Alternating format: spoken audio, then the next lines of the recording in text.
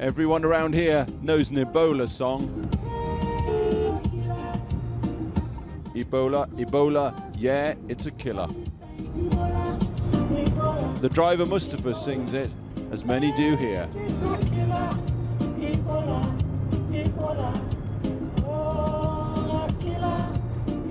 There's fierce debate about whether or not the West has responded effectively to what's happened here. So today, we took a look at what's been done so far in your name with your money.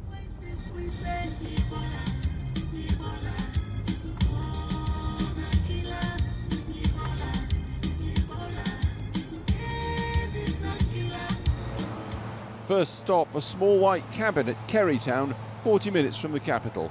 Doesn't look much outside, but step in.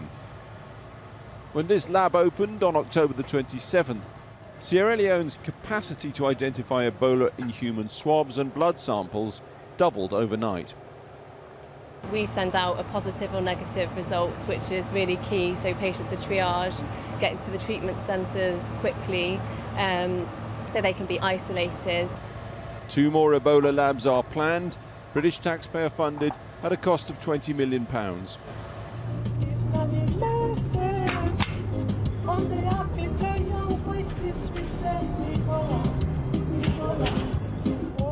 Next stop, a little further into the bush towards Port Loco.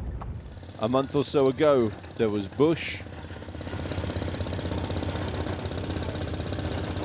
Now, a 100-bed Ebola hospital is emerging, put up by the Royal Engineers, amongst others.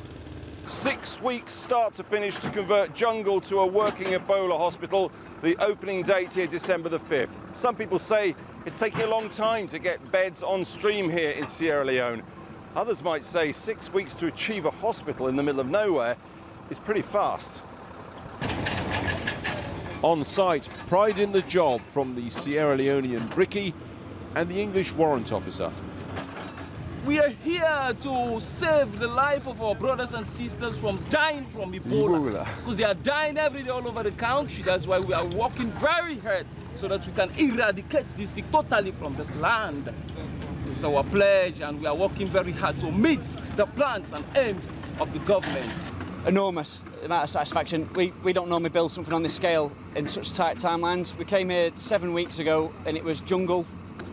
Within a week we cleared it. 6 weeks later it will be a hospital, so massive.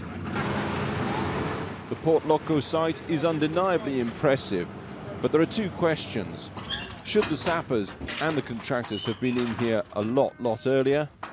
And once the beds are here, will they be filled quickly? Having a hospital is one thing, trained staff to work the beds quite another. That all takes time as people continue to die on the streets for the want of a bed.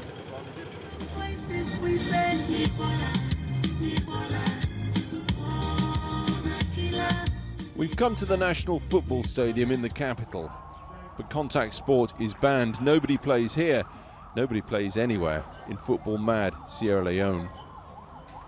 Copy what I do, like this. And then use Instead, the British Army is training local people here for Ebola, not football. That's it, and then pull over. That's better, well done. Any shortage of recruits? I mean, it's not the sort of work one would queue up to do. We haven't seen a shortage of recruits. We're on course 5 now, and we've already trained over 1,500 people. So, and we're not seeing any tail off in that eagerness to go and work in the Ebola treatment units. It's been very impressive. When I put her inside the body bag, you zip them. The students' attention is total. Get this wrong, and you could die. Then you take that body bag, put her inside the second body bag. Are you scared? Definitely. Definitely. But your training will protect you? I hope so. I hope so. Are you scared? Are you frightened? No, I'm happy. You're happy? That's very brave. Optimism and energy in the stadium, but on the roadside, monuments to the Ebola martyrs, the medics who lost their lives saving others.